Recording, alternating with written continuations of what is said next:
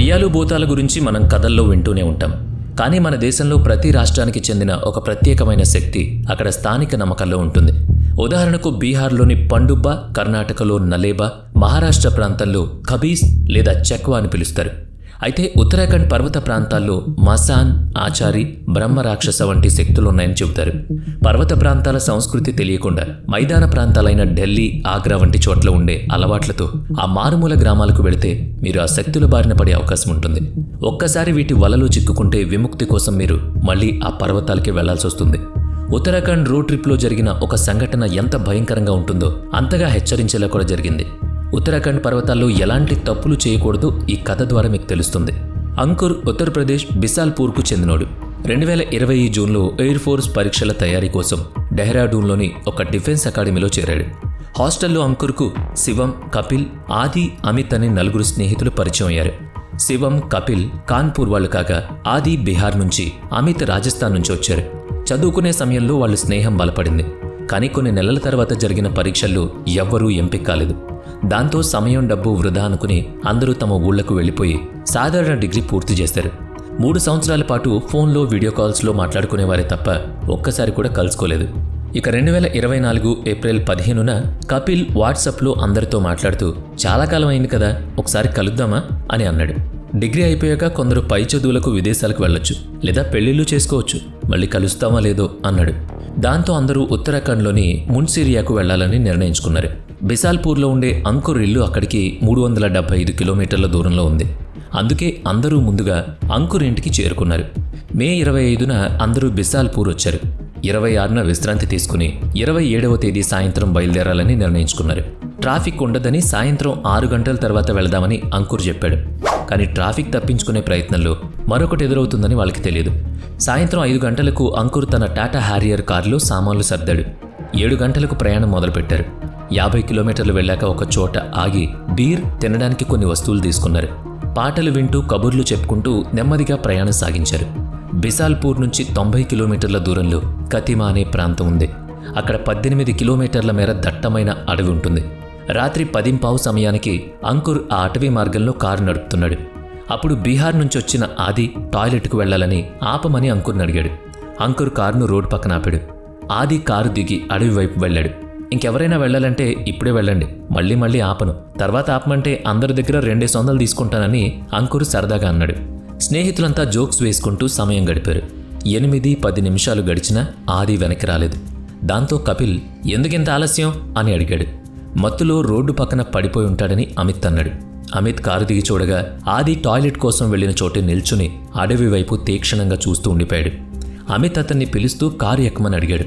కానీ ఆది అక్కడే నిల్చుని అందరినీ కారులోంచి దించి త్వరగా తన దగ్గర రమ్మని చెప్పాడు.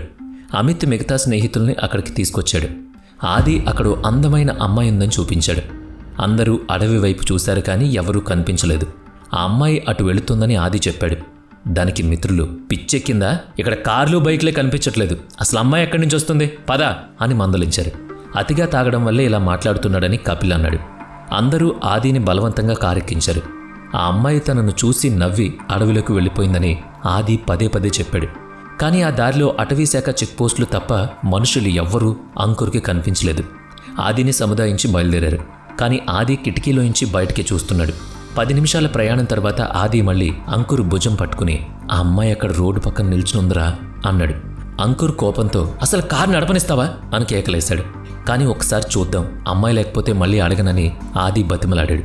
సరే, ఆ అనుమానం ఏదో తీరిపోతుంది కదా అని అమిత్ అనడంతో అంకుర్ కారు ఆపాడు. అందరూ కారు దిగి దాదాపు 15-20 మీటర్లు వెనక్కి నడిచారు. అక్కడ అడవిలోకి వెళ్ళి ఒక చిన్న కాలిబాట కనిపించింది. ఇక్కడే అమ్మాయి నిలబడుందని ఆది చెప్పాడు. ఆ దారిలో లోపలికి వెళ్ళి చూద్దామని అనడంతో వయసులో పెద్దవాడైన అమిత్ సరేనన్నాడు. ఆదిని తీసుకుని అందరూ కాలిబాటలో 50 మీటర్లు లోపలికి వెళ్లారు. అక్కడ ఒక చెట్టు కింద చిన్న ఇల్లు, చుట్టూ పెరిగిన గడ్డి కనిపించాయి. ఆ ఇంటికి 3 వైపులా రాతి గోడలు ఉండగా ముందు వైపు గోడ మాత్రం నల్లటి బొగ్గులా ఉంది. అమ్మాయి ఎక్కడ కనిపించలేదు. కానీ శివం చూపు ఆ నల్లటి గోడపై పడింది. దానిమీద తెల్లటి అక్షరాలతో ఏదో రాసుంది. దగ్గరికి వెళ్ళి చూస్తే రండి, మనల్ని కలవడానికి ఎవరో వచ్చారు అని రాసుంది. అది చదవగానే అందరికీ వెన్నులో వణుకు పుట్టింది. భయంతో ఎవరి నోట్లోంచి మాట్లేదు. ఇక్కడి నుంచి వెళ్ళిపోదామని అమిత్ అనగానే అమ్మాయిని కలుద్దామని అరుస్తున్న ఆదిని లాక్కుని కారు దగ్గరకు పరిగెత్తారు. వాళ్ళు కారులో కూర్చునేసరికి రాత్రి 10:40 అక్కడి నుంచి 64 కిలోమీటర్లు ప్రయాణించి నౌలోపాని అనే ప్రాంతానికి చేరుకున్నారు.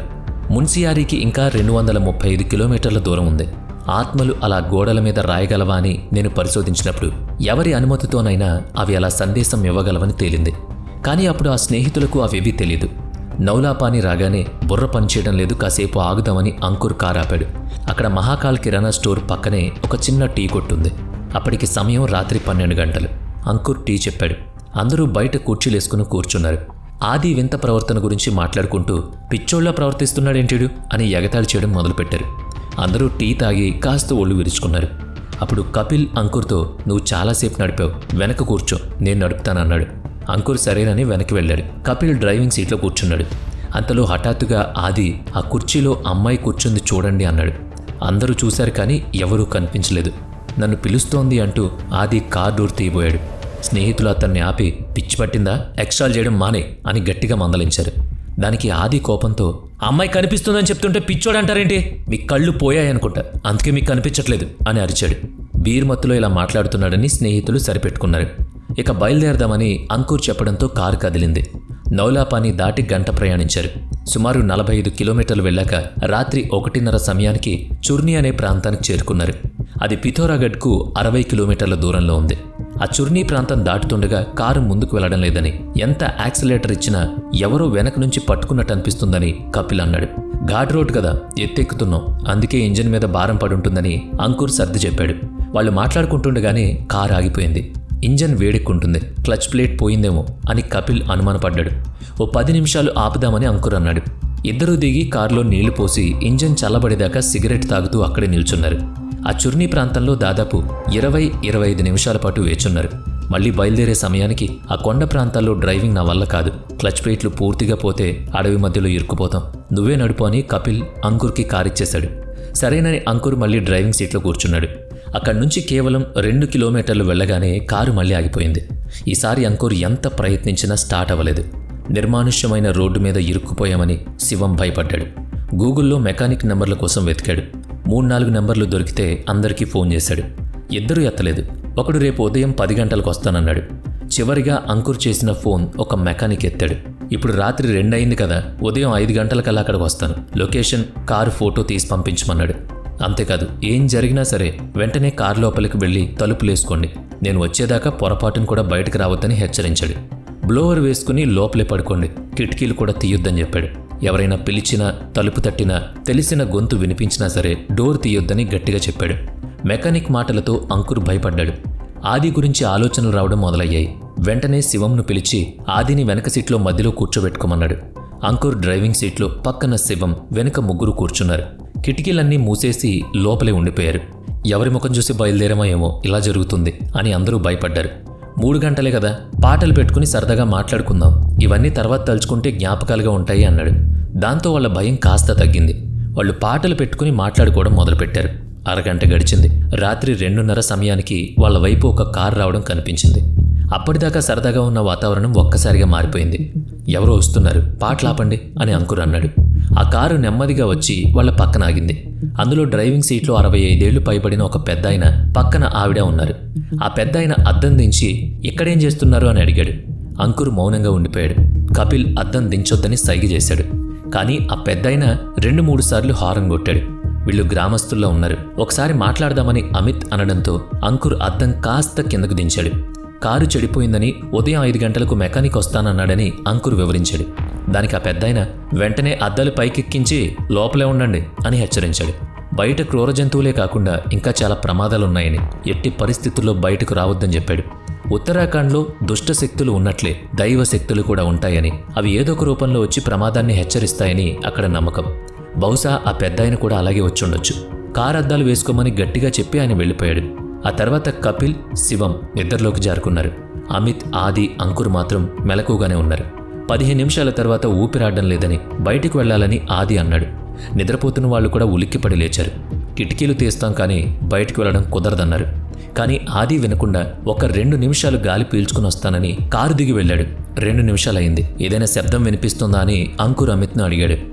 ఆది ఎవరితోనో మాట్లాడుతున్నట్లు ఉన్నాడు. ఫోన్ మాట్లాడుతున్నాడేమో అని కపిల్ అన్నాడు. కానీ ఫోన్ అయితే అవతలి వాళ్ళ గొంతు మనకు వినిపించదు కదా. కానీ ఇక్కడ 2 గొంతులు వినిపిస్తున్నాయని అంకుర్ చెప్పాడు. అందరూ నిశ్చితంగా వినడం మొదలుపెట్టారు. ఆది మెల్లగా మాట్లాడుతుంటే అవతలి వైపు నుంచి ఒక అమ్మాయి గొంతు సమాధానమిస్తుంది.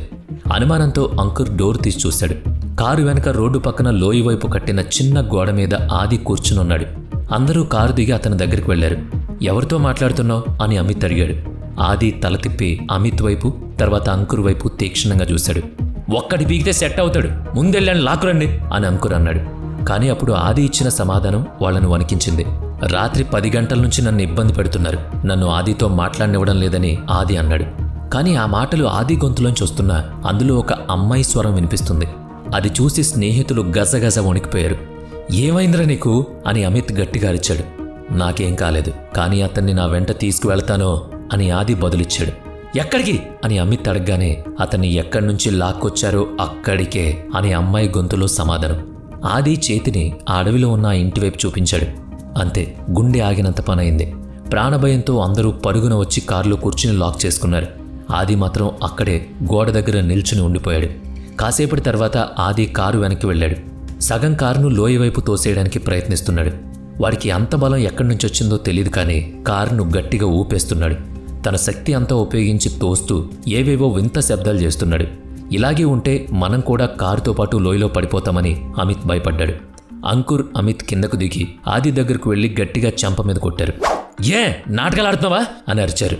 దానికి ఆది వికటంగా నవ్వుతూ, నన్ను కొట్టండి, మీలో ఎవరు ప్రాణాలతో మిగలరా అని బెదిరించాడు. శివం, కపిల్ కూడా కిందకు దిగారు.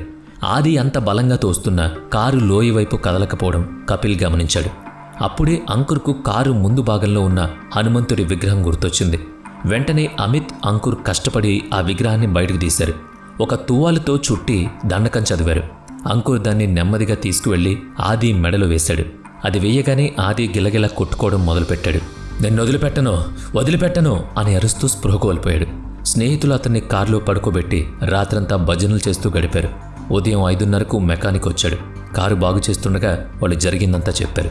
దగ్గరలో ఉన్న గుడికి వెళ్లమని మెకానిక్ సలహా ఇచ్చాడు. పిథోరాగఢ్కు 4 కిలోమీటర్ల దూరంలో ఉన్న సిద్ధేశ్వర్ హనుమాన్ గుడికి ఆదిని తీసుకెళ్లారు.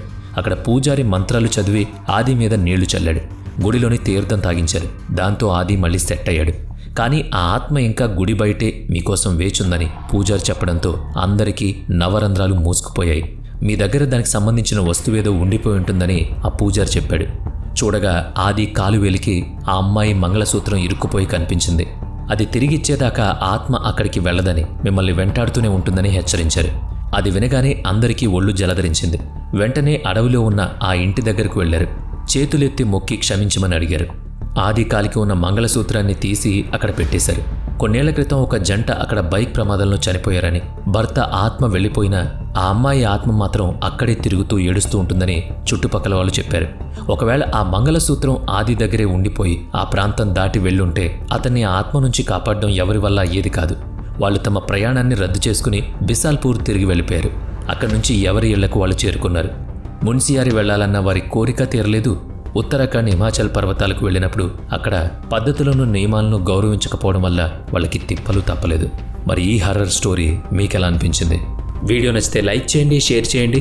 ఇప్పటి వరకు మన ఛానల్ని సబ్స్క్రైబ్ చేయనట్లయితే ఇప్పుడే సబ్స్క్రైబ్ చేసుకుని పక్కనే ఉన్న బెల్ ఐకాన్పై క్లిక్ చేయండి. నెక్స్ట్ వీడియోలో మళ్ళీ కలుద్దాం. Thanks for watching.